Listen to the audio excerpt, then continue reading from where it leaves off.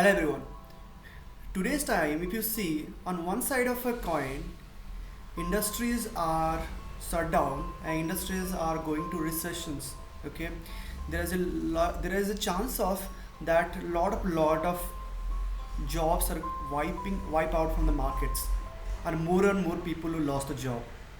So it's difficult for the people to survive, and bank has to have the sufficient liquidity with it in order to provide the flow to the market, money flow to the markets, so that the industry can be grow up.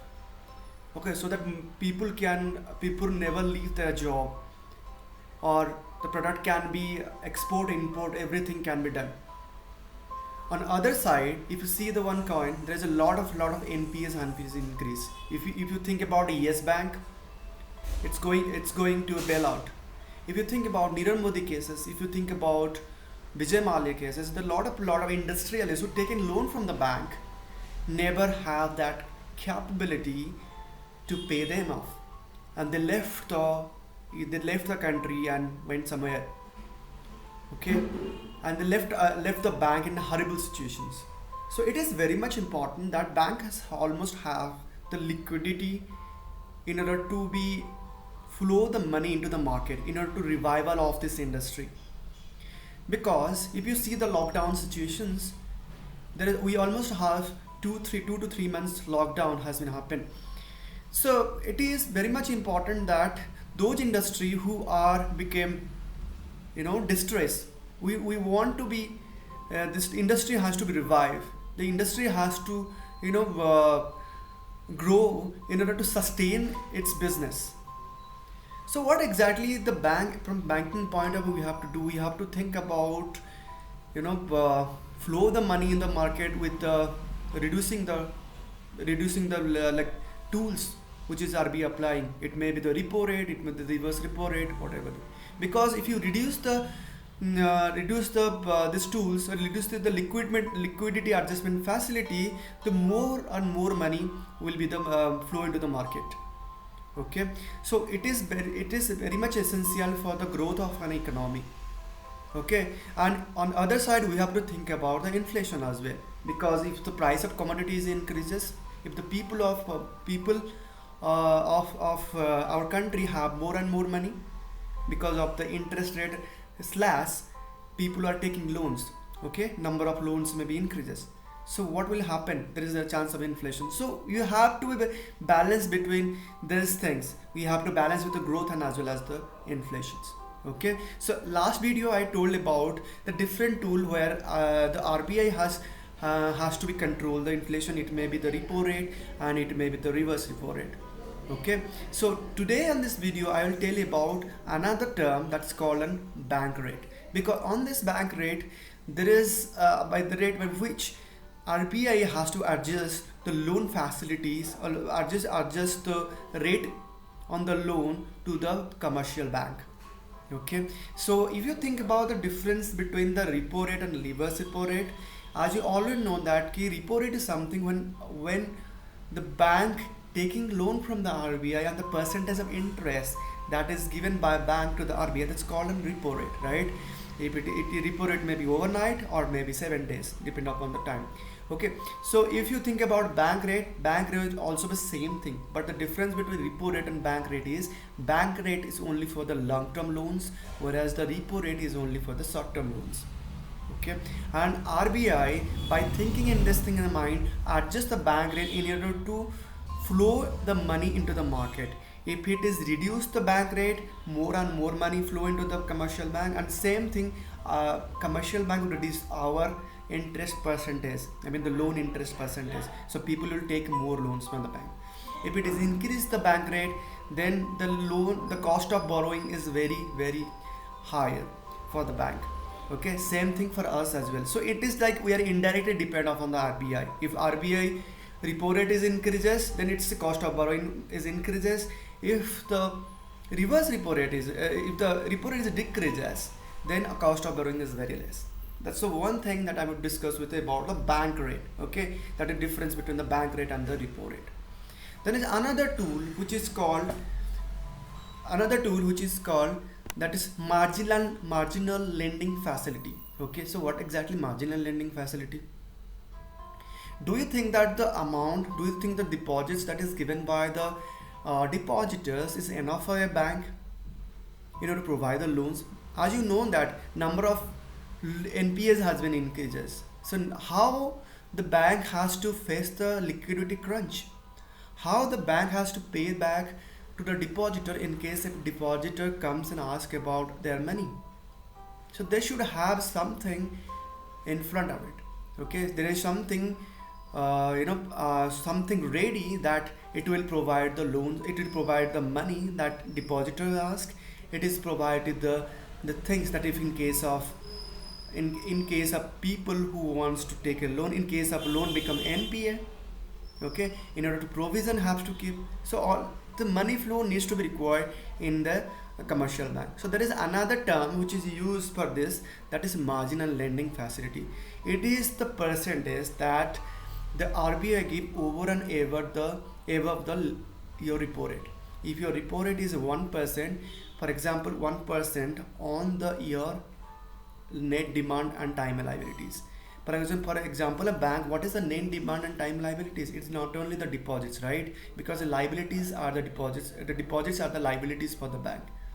So the term deposits and the the demand deposit, on the basis of that, the percentage of the repo rate is to be fixed. Okay, so whatever the repo rate or fixed, it will be for the whole bank. It's not for the only one bank. So every bank coming under the RBI has to follow.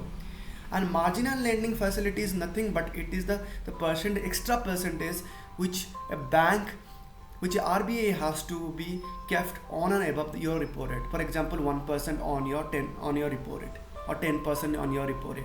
That's called a marginal lending facility. So what exactly help the marginal lending facility? Definitely, I told you that in case of liquidity crunch, in case of short of money into the market, you can go to liquidity flow into the market, the money is required.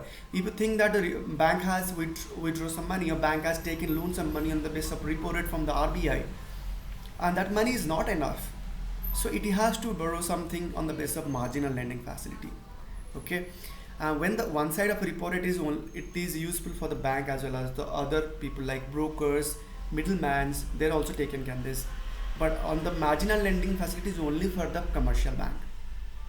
Okay, they can only take this. And when you take a loan from a bank, we have to get something, right? We call it as collateral. Same thing. Excuse me. Same thing. Bank has to kept something as a collateral. And what is the collateral in case of marginal lending facility?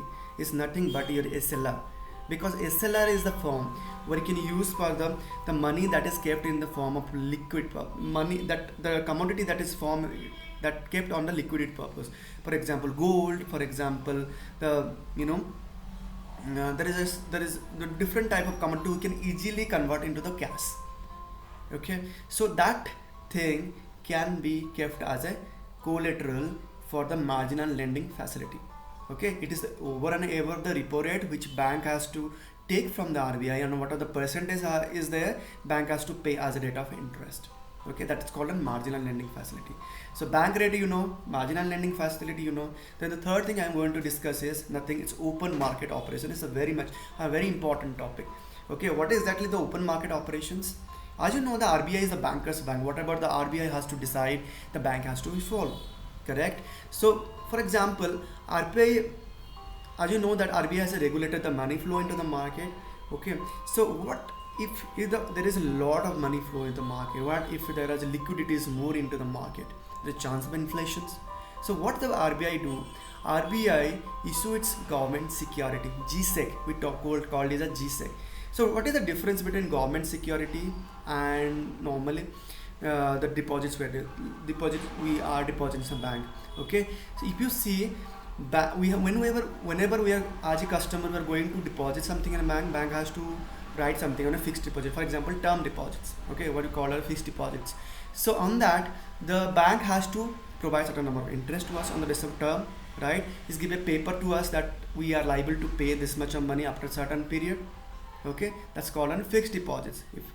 if you there is given a paper which is format, which is the proof that you have deposited the money into the bank. Okay, same thing in case of company issue some debenture and to take money from the bank, from the market, okay, from the share, from the people who are like to invest into the company. So that's called a debenture. Okay, same thing, bank have to RBI have to issue the GSEC or government securities into the market in order to take the loans. The reason is I told you the money flow, okay, increase the money flow, and that loan he has to give in for the attractive interest rate. So people are more attractive, that the rate of interest is very low, the rate of interest is very much more. And one thing is we are secure because we are depositing into a government. Okay, in case of default there's no issue, government has the liability to pay. But if you deposit some money in a private bank, then chance of in case of default, people are afraid that what will happen our money. That happen in case of yes bank, when the people are going to withdraw their money overnight, right, when the bank declare that it's going to be in case of bailout, when the RBI governor have interfered into the bank. The same thing happen in case of government securities. Government securities, one thing different is it's more secure and it's secure loan because the government GSEC, okay, what are the instrument that is issued and to take in the loan is secured. Okay, in case of default, government has, there is no problem for us. In case of pre-issue of the government has liability to pay the money. It can be maybe the taxpayer money also. Okay, has to have the capability to pay it back. It's okay, that's a secure. So in order to flow the liquidity, less flow into the market, the government has issued the government security, and more on the people who are going to buy this security is not only your most of it's commercial bank, because they got an attractive rate of interest, they got a security, they want to invest because they know that whenever anything happen, RBI or has to pay us, there is security. Okay, unsecuredness is not there. So they are very comfortable zone, so they think that it's right time to invest it. And RBI has to, to reduce the money flow, issue the GSEC into the market. Okay, so you understand about OMO, open market, open market operations, which I told about flow of money in the market. You know about bank rate, which is a long-term rate, to adjust the liquidity adjustment facility like repo and reverse repo. You also know about marginal and lending facility, which is not only, but it's basically excess over the repo rate, which is a bank or RBI has to give loan to the bank, okay, to create liquidity in the market. So liquidity is very much important because nowadays you see, if the money is not there in the banks, how can industry survive? How can more people get the job? Then we'll go back into 20 years back, where there's chance of growth is pretty less. Our growth will be less. 20 years back we'll be back. Okay, whatever the facility we have right now, we may not have same facility if you go back to the 20 years. Okay, so it is very much important that that bank has liquidity flow into the market, and RBI as a regulator adjust all these things, not only because it's very much important, they have to think about the inflation. If the inflation happen, it's all on over the people will face. Okay, so hope you understand something from video, and if you understand something, please like and subscribe my channel. Thank you so much for watching it.